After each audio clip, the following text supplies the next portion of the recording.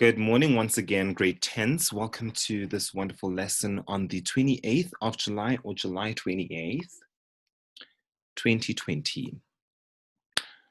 I would like to tell you that today's lesson is going to be on descriptive writing, or rather essay writing, but focusing on descriptive pieces.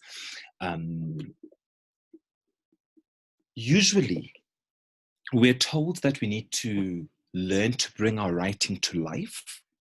We're told that we need to learn to bring our writing pieces to life in that people are able to understand the way we describe those things.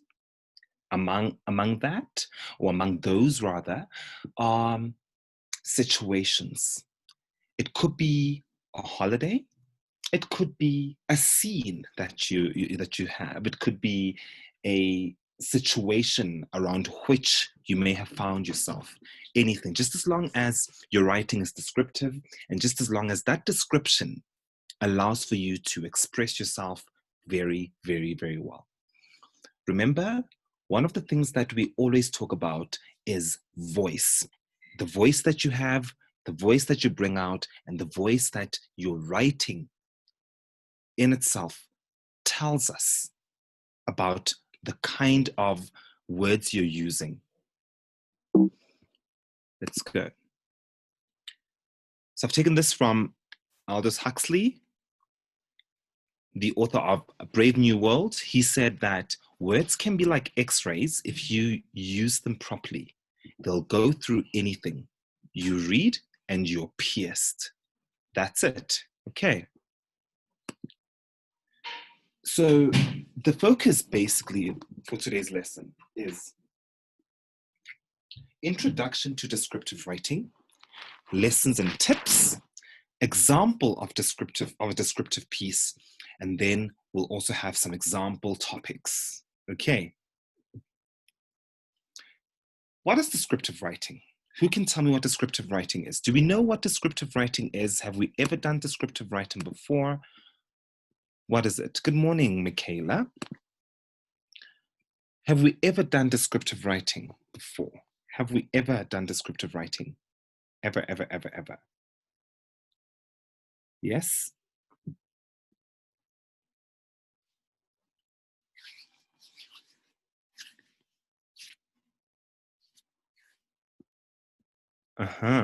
Okay. Well, yes, definitely. Yeah, you use many, many, many, many adjectives, of course. Definitely, I think Nathaniel is right. You use many, many adjectives, which are needed, of course, but like not just adjectives, because sometimes the verbs you use as well, you know, need, because the way you describe things, remember, there are two types of describing words, correct? There are two types of describing words. We've got adjectives, which describe nouns, and then you've got adverbs, which describe which describe verbs and adjectives and other adverbs.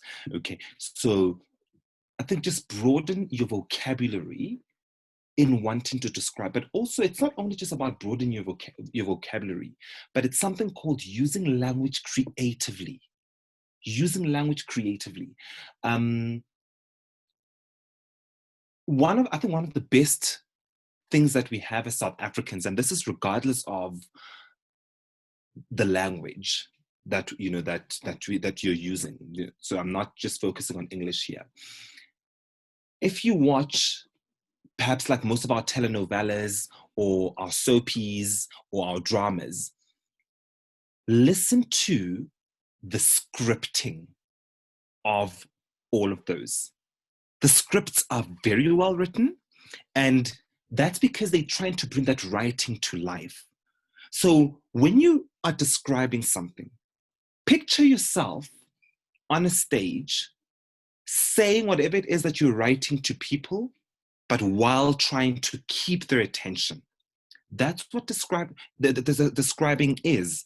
Because when you describe, you are literally explaining to people a particular thing on how it looks, how it smells, how it feels. But you need to bring words to life. You need to bring words to life. I think I remember yesterday we were talking about words such as fiery and sassy. You need to bring words to life, because once you bring those words to life, then the marker or the reader is able to appreciate the way you're actually writing or the way you've actually written. Remember, when we write essays in general, our essays have got this one structure. Most of the time, if not all of the time, learners think that essays just have 3 paragraphs, like an introduction, a body, and a conclusion. No, they don't. This is a structure to help you take your writing from point A to point B. So whether you're traveling and you're describing that travel, the point from which you start your essay to the point that you end your essay, what sort of happens in between anyway? And that is why I'm sure some of you have heard the saying, you need to start with an end in mind. That's exactly it. By the end of your descriptive essay, or by the end of your essay altogether, even if it's an argumentative essay or a discursive essay or a narrative essay, what is the end of that particular essay? Usually, even when story writers write, we're talking here Zakes and Da, we're talking J.K. Rowling, all those people have written with an end in mind. So any author writes with, I need to have a certain point by the time you read that last sentence in the book. The very same way should be applied in your essay writing. Okay, so your introduction should catch the reader's attention, define the topic, and briefly tell the reader what the essay is addressing. But remember something, you're not literally doing this, especially because this is just descriptive writing. So you're not saying, hi, I'm going to define for you what the topic is. Don't do that. Start your story anyhow. Start your story anywhere. It's all about the creative aspect of how you want to start your story. Simple. A simple thing such as, it's winter, full stop. I feel frosty, full stop.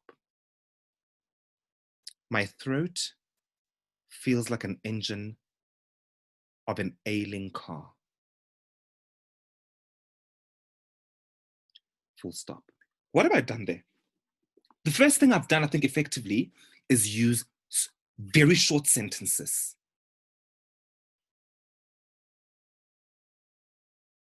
Can you see? Very, very short sentences. That's what describing is. But also, that's my introduction. So it's not about, because I think somehow in what I've just told you, you're able to get that, so he's going to talk about how he is feeling today, or the fact that he's so sick, generally what is happening to him. Of course, you can tell the reader, what the essay is addressing, but you do that in your words, in how you're writing. Yes, the introduction doesn't have to exclusively be 1 paragraph. It can be 2 paragraphs. It can be 2 paragraphs. There's no rule that an introduction is 1 paragraph. So I know some teachers just, become quite strict and quite rigid in that they feel that, well, an introduction can just be 1 paragraph, or that it should be 1 paragraph. While that can be the case, it shouldn't only be the case. It's okay to have an introduction with 2 paragraphs, especially if your writing is going to be quite wide. And I think you'll see this once you get into tertiary. Okay. So then the body, when you get to the body, your body comprises the full content of the essay. The body must be divided into paragraphs as well. Okay. And each of which must pursue a specific idea to the end. The writer must address all the ideas he or she wanted to address, keeping to the topic. So you need to broaden. That is why when you plan your essay, one of the most important things to note is how are you taking us on that journey? You need to ask yourself that, how am I taking these people on this journey? And I think also you need to learn to be sensitive to your markers. Your markers are also people. Your markers are also parents. Your markers are also individuals or human beings with feelings. So you need to be very, very sensitive to your marker or to your reader. So try as much as possible not to be offensive. Try as much as possible not to use obscene language. In fact, don't. Just because it's not obscene does not mean that it's not descriptive, So just stick to the simple stuff, but simple yet sophisticated. Okay, so don't be rude. Don't be unnecessary. Just understand that, oh, listen, this is the person that could be marking this as somebody's brother. The person that could be marking this as somebody's dad. The person that could be marking this as somebody's grandmother. So have that in mind when you're writing and say, oh my goodness, you know what? I don't want to bore this person. Okay, so you need to prepare yourself. Okay, but also one of the tips that I would give you, especially with writing essays in general, read, ladies and gentlemen, read. I wonder if you can read, and if you can engage your reading very well, I promise you, you're halfway there. You're halfway there. It's very, very, very, very interesting. It's very necessary to read. In fact, it's very necessary to broaden the scope of your mind. I coach debating as a sport, and what I tend to find is that many of my debaters are always 10 steps ahead of their peers because of the fact that they do read and they do engage with content, they do get feedback, they know how to use words, they know how to argue points very well. So it's one other thing that you may want to take part in, perhaps, just ask, if your schools have got those programs, of course, just once the COVID-19 pandemic sort of dies down. All right. And then your conclusion. Conclusion is the ending, the rounding off of the presentation. And this should tie up all that was presented by the writer, a parting shot that justifies the writer's point of view. As this is the end, the writer must not bring anything new or any new information. Though, if you want to, you can start with a new piece in that last sentence, leaving us inquisitive. Okay, so you can just go, oh, okay, then start with something new right there at the end. That's fine. You're not going to get penalized. There are no rules to writing in a particular way. Writing is broad. Writing is appreciated and can be appreciated in various ways, just as long as you stick to the correct language rules, just as long as you use your complex sentences and your compound sentences very well, just as long as you use your vocabulary very well and very broadly. Descriptive writing. Consider the following when writing a descriptive essay. Number one, the writer should create a picture in words. The writer should create a picture in words. Don't forget that, please. You need to create that picture in words. I need to see that picture flashing right in front of your eyes. That picture needs to play, So if, for example, you are describing how sick you're feeling or how ill you are this morning, bring it to life. Bring it to life. I told you, I said that my throat was feeling like an old engine. How are you feeling? Shivering. Yeah, you can say, well, I'm shivering. Okay. But what? Remember, we also teach you things like idioms. I'm shaking like a leaf. Or you can say that I'm a leaf. Hey? Where are the metaphors? all of that stuff, the similes. You need to bring all of that into, remember, there's a point to us teaching you figures of speech. And us teaching you guys figures of speech is so that you're able to not only, one, create your own, but two, learn to use figurative language expressively and effectively. That's the point of it. That's the point of it all. So words and expressions are chosen carefully to achieve the desired effect. Can you see this here? Chosen carefully. Words and expressions, yes. Expressions are what? You're correct. Idiomatic expressions. Do you guys know any idiomatic expressions? Yes? Please tell me if you do know any idiomatic expressions, or if you've heard of any idiomatic expressions. When do you use them? How do you use them, etc.? Images of sight, sound, hearing, taste, and touch can be used to make the description vivid. Definitely. Images of sight, sound, hearing, taste, and touch can be used to make the description vivid. One of my favorite poems is Autumn by Roy Campbell. Simply because of, oh my goodness, like the description in that poem is something else. I think I should get it for you. I'll try to find it for you, definitely, before the end of the lesson. He goes,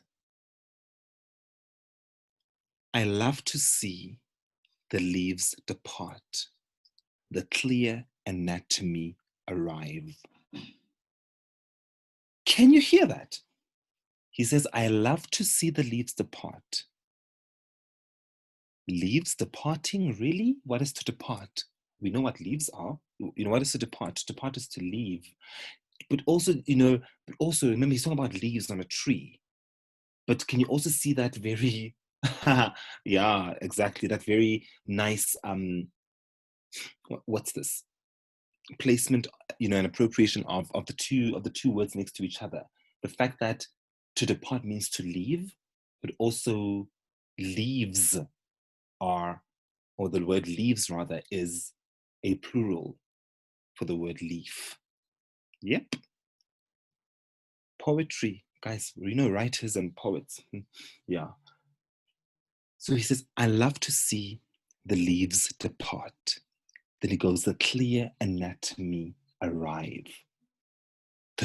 What's that clear anatomy arrive? Remember, the poem is entitled what? Autumn. So he talks about autumn, the fall season. So as those leaves that are departing, from the tree or from the branches of the tree, the clear anatomy is coming out. It's coming to life. And then he goes, winter, the paragon of art. Yo, guys. Then he goes, that kills all forms of life and feeling. I'll take it out for you guys just now. So those images of sight and sound, hearing, taste, touch, the way you're feeling, what you're seeing, what you're hearing. It's all about the five senses. That can be used to make the description very vivid. Remember, a vivid description or a vivid expression or whatever is something that is very clear. When you say, I remember it vividly, you remember it very clearly or as it was at the time. Learners should ideally have experience of the topic. It is very difficult to describe something without having first-hand knowledge. That is very true. It's very difficult describing something. So you need to, put yourself in an advantageous position. You can't talk about a holiday in Cape Town if you've never been to Cape Town. You're setting yourself up for failure. Don't do that. You can't talk about a traditional wedding if you've never been to a traditional wedding. You can't do that. You're setting up yourself for failure. So be very wary. Okay. So how do we structure a descriptive essay? Okay, I'm going to leave this here for like a minute or so. all right, for you guys to read, and then we'll just go through.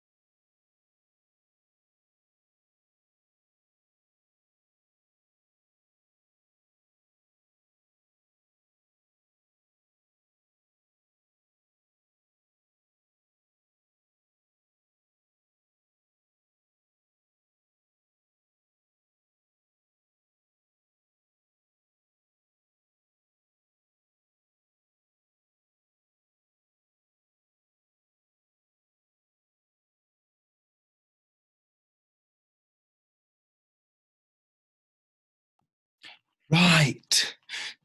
A descriptive essay, like I said earlier on, simply describes something or someone by appealing to the reader's senses: sight, sound, smell, touch, and taste. I wish that I could get some of your pieces, maybe even if it's just a descriptive paragraph. I gave my email address earlier on. I think I'll give it again, so that I'd like to receive some of your pieces, Nathaniel, Michaela, and the others. Nolutando is also here. I see Tolo, I see Tino. Guys, please, please, please just send me some descriptive pieces that I could share with the rest of the learners. Um, of course, with your permission, so that I can perhaps mark them, show where you could have improved or where you could improve, just for the benefit of other people. Okay, so just tell me if you agree, because I know you guys will agree. Yeah. Okay, so here are the basic steps to writing an effective descriptive essay. Okay, so select a subject. The first thing is observation is key to writing a good description. You need to be very observant. Observation is key to writing a good description. For example, if you're writing about a place, go there and take notes on the sights, the sounds, and smells. This one exercise that I did with my grade, I think it was with my grade 8s in 2018. Yeah, in 2018. And it worked. It worked wonders.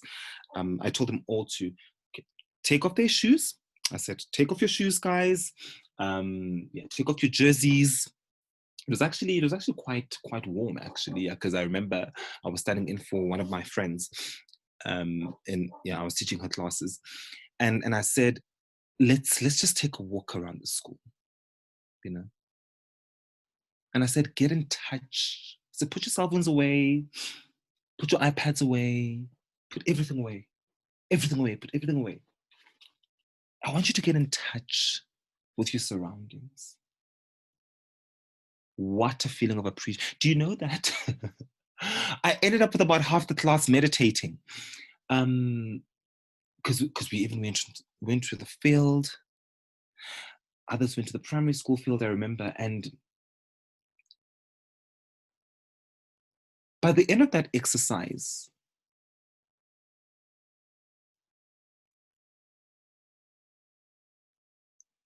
people had gotten in touch with their surroundings. They were able to grasp what was around them, and they were able to understand what was around them. But the biggest challenge then is to bring all of that to paper.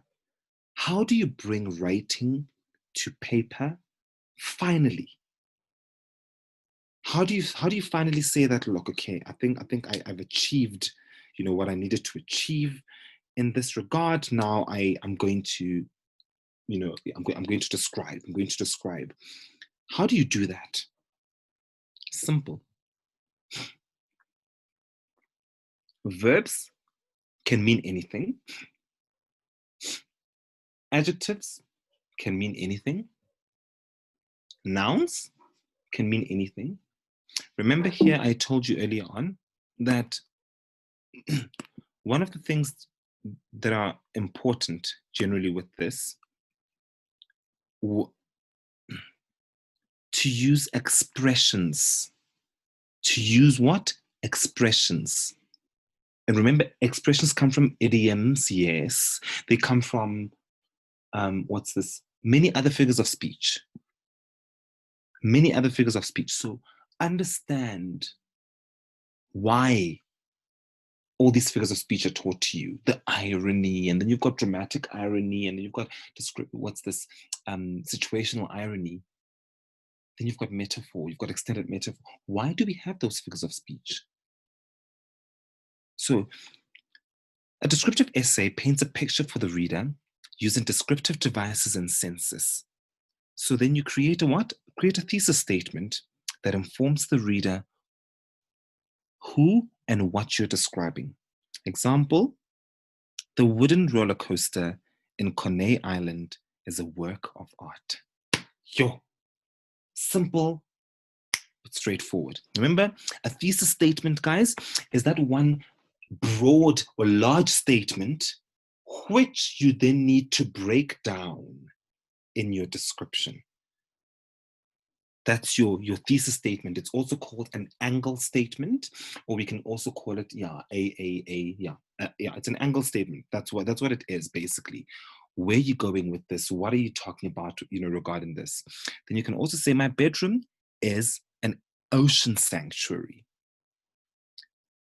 The second thing is you need to select dominant details. Select only the details that support the dominant impression, your thesis statement.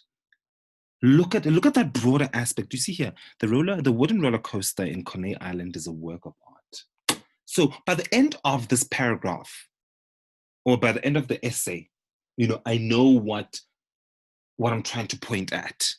Okay, so remember, the essay has got its own major thesis statement, and the different paragraphs have got each has got its own thesis statement, depending on the kind of topic sentence that you'll be having there. But if you guys want me to go in a lot more detail with theses statements as well as topic sentences for paragraphs, you're more than welcome to tell me to do so. I will definitely do so in one of the lessons, okay? Because it's very important. Paper 3, guys, is what I call mahala marks. If you can write well, and if you can practice your writing, I don't see why you can't get at least 80% for that paper. It's not an easy paper, but it's a paper where if you are well prepared for it, you can definitely get yourself a guaranteed level 7. Organize details. The paragraphs in a descriptive essay must be structured spatially, okay? Must be structured spatially. Remember what I said about dialects earlier on? Yes, I've got a Z here, okay? You can also have an S here to write that, it's fine. So from top to bottom or from near to far, make sure that it's structured very spatially or chronologically, by chronology, we talk about, the time order, or from general to specific. What is it that you're trying to work at here? So organize your details in that regard. And descriptive essays can also use other patterns of organization, such as narrative exemplification. Okay, so they can use those such as narrative exemplification. Use descriptive words, of course, because it's a descriptive essay, you need to learn to use descriptive words. So do not use vague words or generalities such as good or nice or bad or beautiful. You know, many English teachers hate the use of the word nice. Many English teachers hate the use of the word bad. Many English teachers hate the use of the word beautiful, you know. One thing that I will tip you to get, you can get it online. If you would like to get it online, you can also go get it from a bookshop, is a thesaurus. Okay, a thesaurus. The word thesaurus means treasure.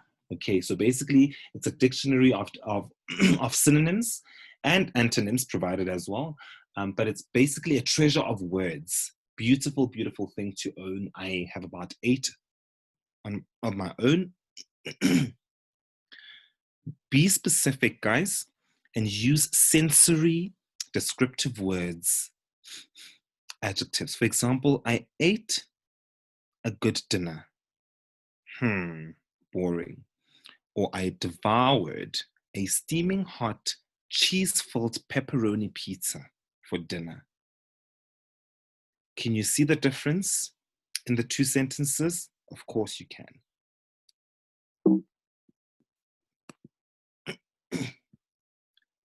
Read the following.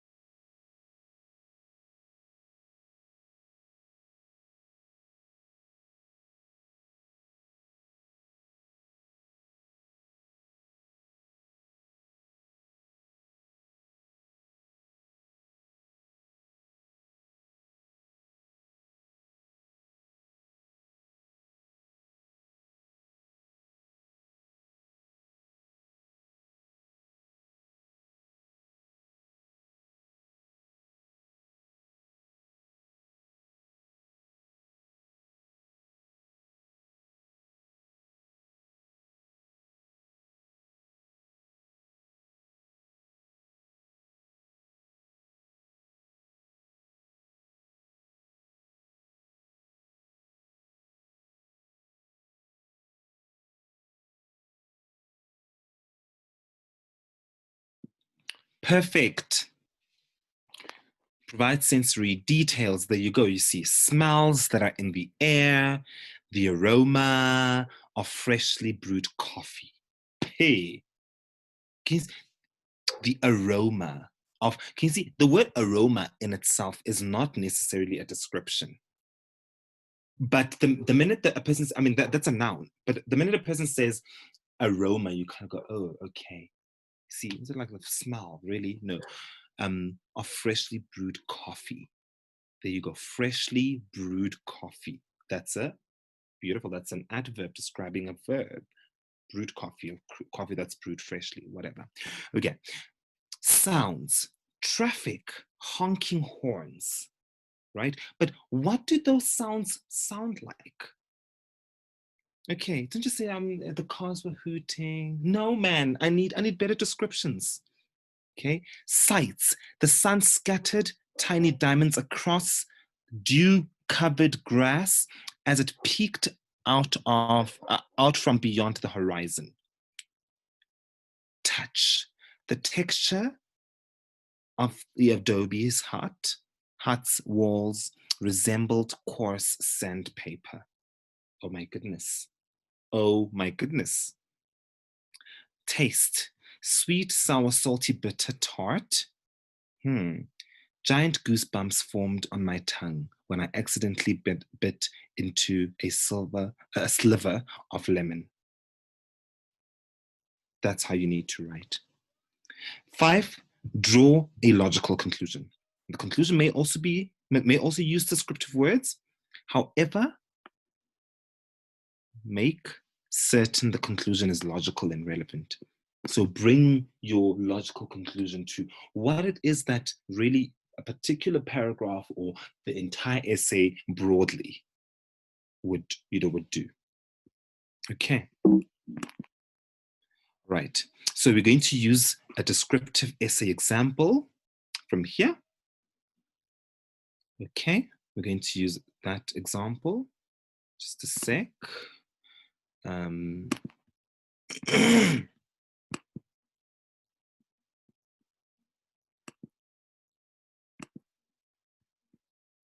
This is a description example. Look at that. It says summer escape. Can you all see that? Please just confirm if you're able to see this essay.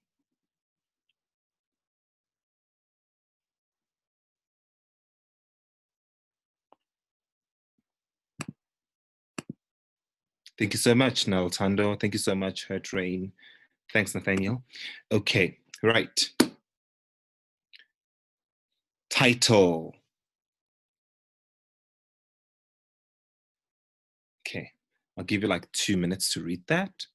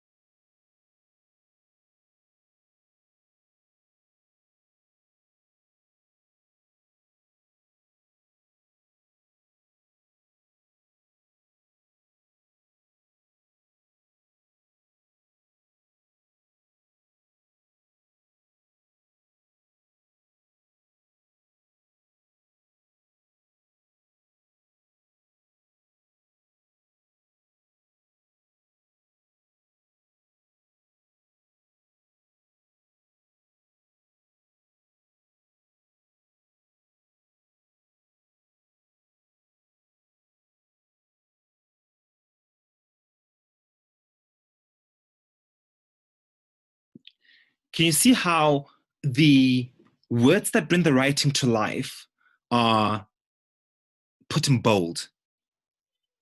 Yes, okay. So also the introductory paragraph there sets the stage where the action happened, when it happened, and to whom it happened. So note the descriptive words. My family has always looked forward to leaving Florida during the torrid summer months. Torrid summer months. It is a tremendous relief to get out of the heated hustle and bustle of summer living in Florida.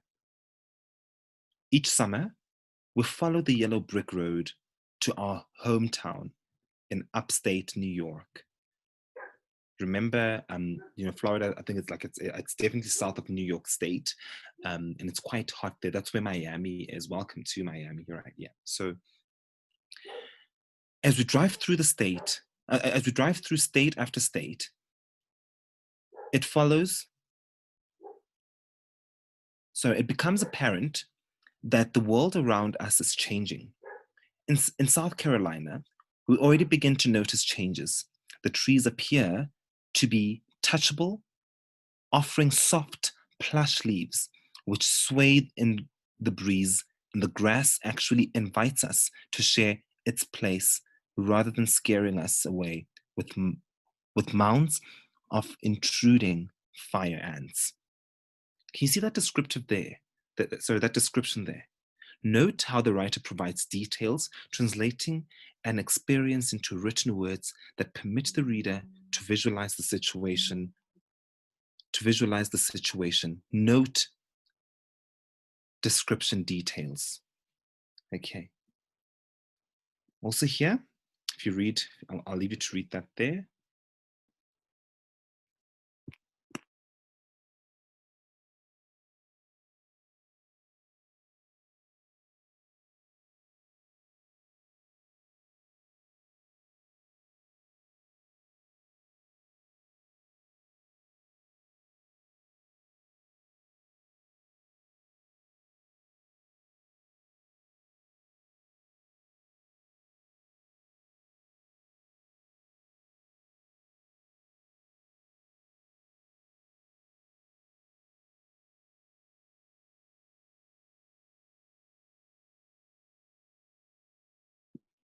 Okay. And then you've got that there. Look at this conclusion here. So the writer alludes to another sense of smell and uses words to indicate closing, the final crest, right? So the essay ends with a strong concluding sentence. We have reached our destination. We're home. Can you see that? So notice the imagery here. Note how the writer uses images for the reader, okay, which are typed in bold by appealing to the senses. Those are all the images there. Okay. Okay. Lovely.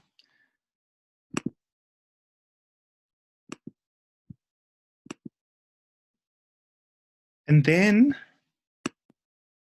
these are the sample topics for you guys. Okay, taken from there. Please, can you just perhaps take a screenshot?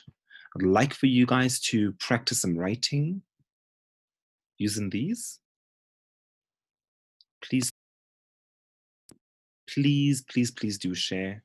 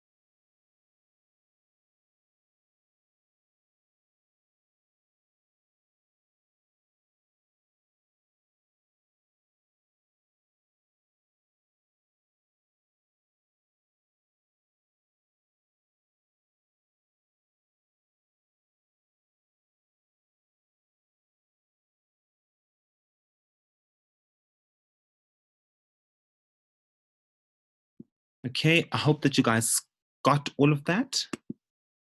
Thank you very much. If you have any questions, just email here. Okay. Yeah, for attention myself. And then we'll get through it. Hope you guys enjoyed today's lesson. Okay. And I hope you learned a lot. If you want me to go through it again at some other point, I will definitely do so. You guys are more than welcome to email. All right. Thank you so much, guys. Bye bye.